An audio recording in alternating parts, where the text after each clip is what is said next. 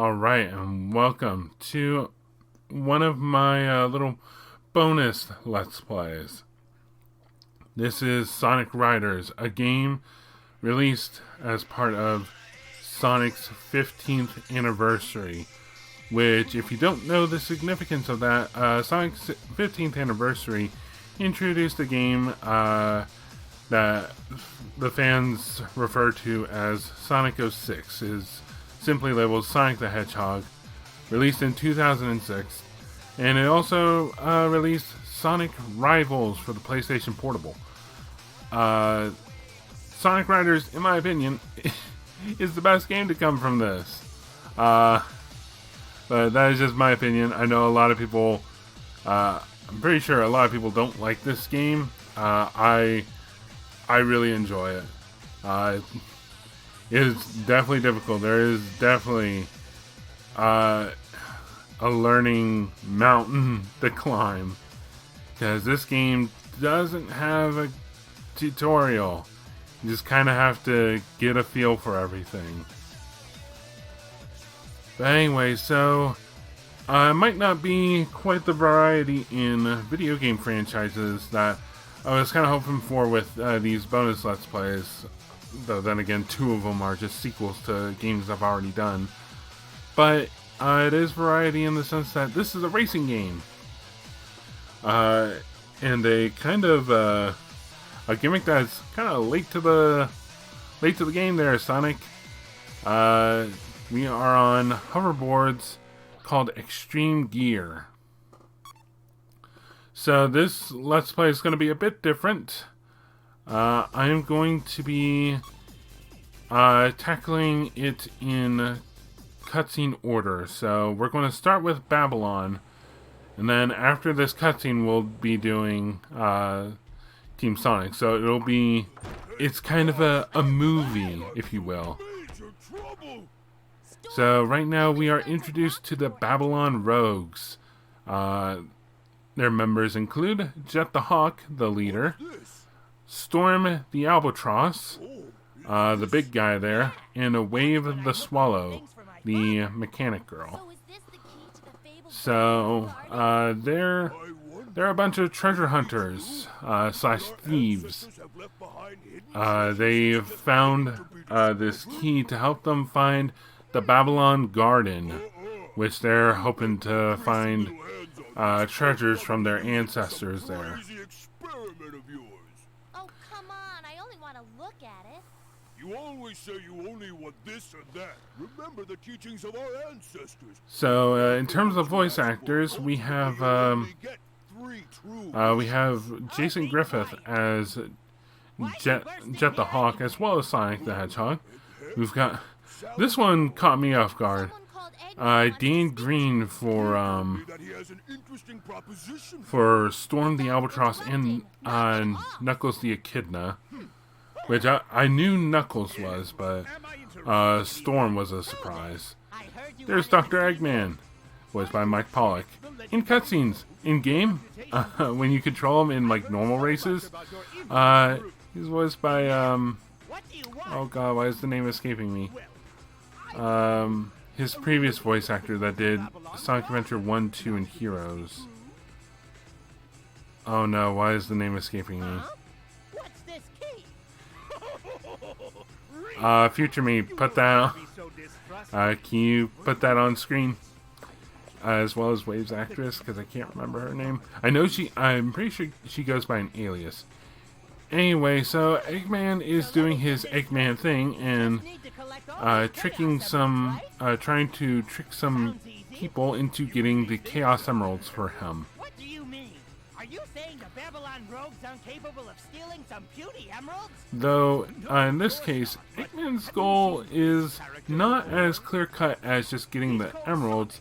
He also wants Babylon Garden to reappear, because it is said to be lost to the world. The fastest creature on the ground, but in the air, with me and my extreme gear, he's just a joke. So, Jet, what did you do before Extreme Gear? I don't know how new Extreme Gear is to the world.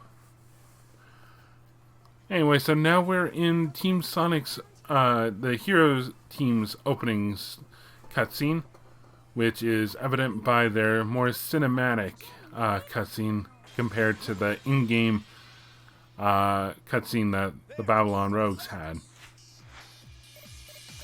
So yeah, they have stolen the Chaos Emerald, and now it is up to Team Sonic to give chase.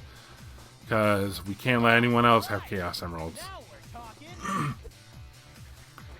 I think it's more so their thievery, but I don't know. I never really took Sonic for wanting to put a halt to crime. He just kind of does whatever excites him.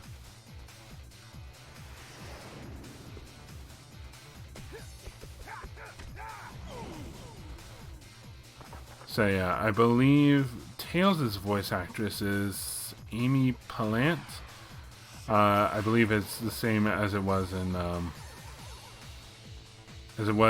Shadow and Hero. No, Heroes was someone else. Yeah, it would have been Shadow because that was the 4Kids actors. That's when they started.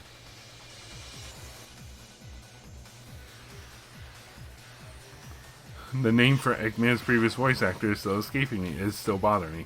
Anyway, so yeah, like I said, this game has a really harsh difficulty for anyone trying to jump in.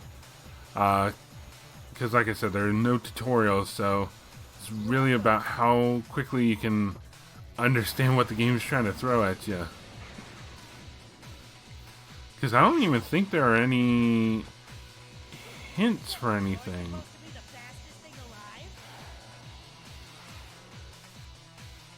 Alright, so here they get away, but this is also the beginning of the first stage for Team Babylon, Night Chase. So now we have to show Sonic. This is basically the in-game version of what just happened. Except now... Oh, no, only Sonic.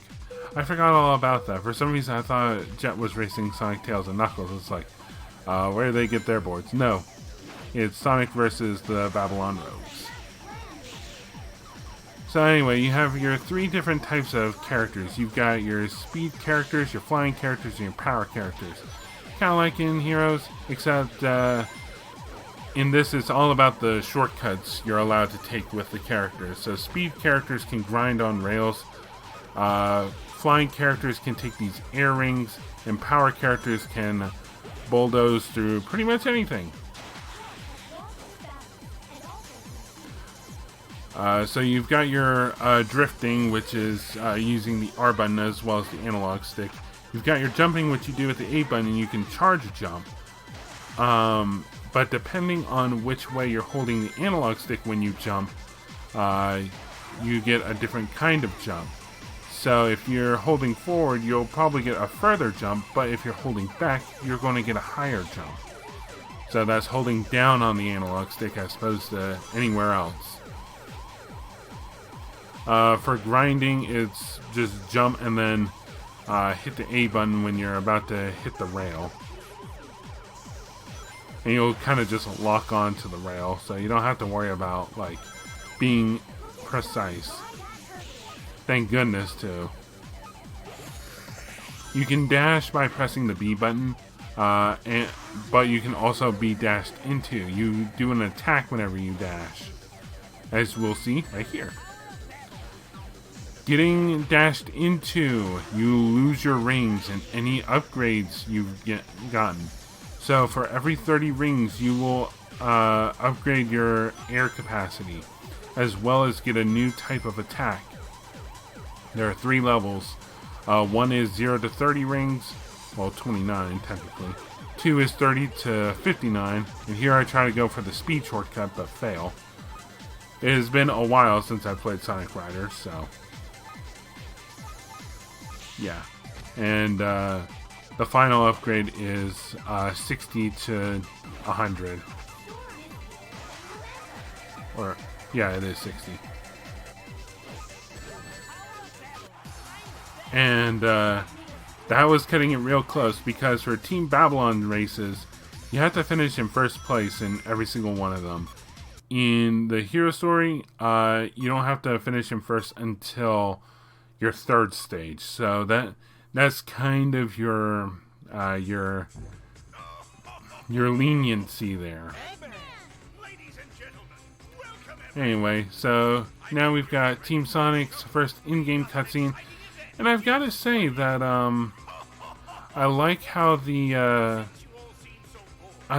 models look. They're very expressive in this game, and I want to say there's a bunch of kind of like squash and stretch animation. Where they just kind of like squash in themselves. I want to say I don't know much about the whole animation stuff side of things, but I do think that this game does look really good, if anything else. It's a fun little story with some nice looking graphics for the GameCube era. This game was also, I believe, released on the PS2.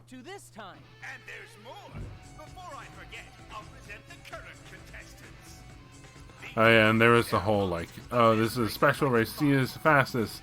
I believe in an interview Mike Pollock did comment on that, saying that like he wasn't going to question it. He was just going to.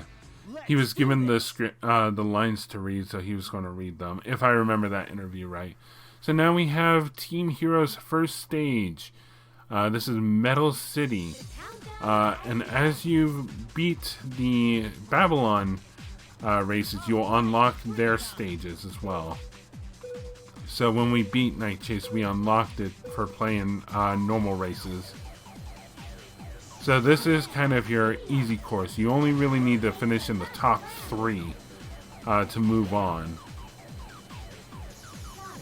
And in each stage there are 2 special capsules. There is a 100 ring capsule, which is the maximum amount of rings you can hold, and there is a max air capsule, which will refill your air no matter how much, what level you're at. And it's a bit of a trick to get to each of them in each stage. Like here in Metal City, I believe you need to ride someone else's air currents. Air currents are really wonky in this game, I'm not gonna lie. Because getting in them is not a real problem, but it's doing anything else in them, because you're kind of at the mercy of where the opponent is going to ride it. And also, it can pretty much end as abruptly as it wishes, but you can, if you don't want to deal with them, you can get out of them easily by pressing both L and R, both the shoulder buttons, and you'll basically just you'll exit out of them. Doing that also has a different function in which you create like a little trap. It's a little tornado. I don't know how long it lasts. I know the AI doesn't do it pretty much at all. It's just something for human characters, which probably wouldn't even know is there. So yeah, this is going to be a rather short LP. This is only 5 parts. It's going to have, for the first 3 parts, 2 stages apiece. For the 4th part is going to be what is considered the final boss, and then the last video will be an extra video showing off some remaining stages that you would not see in normal play, as well as some characters that you unlock by beating the game. So yes, by beating Hero Story you unlock some characters, and by beating Babylon stage, I think you either unlock courses or you unlock some extra characters and boards. Anyway, so because of how I've decided to edit these videos, basically taking the movie approach, this will lead to some awkward editing for certain places. This cutscene will be the first.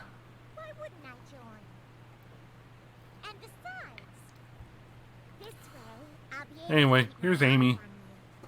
She's also in the race. She's kind of the 7th contestant. Though, because, we can't just have the game be ultra short, we need it. We can't just have all the characters race each other at once, so Eggman has filled in every race with his robots, the E10,000 Gs mostly. There are also like 1 or 2 E10,000 Rs, which we'll get into later. And so now we're getting into the kind of lore that of the Babylon Rogues. They're basically a line of thieves. And that's how they got rid of Babylon Garden. And it's funny hearing like deities mentioned in the Sonic universe.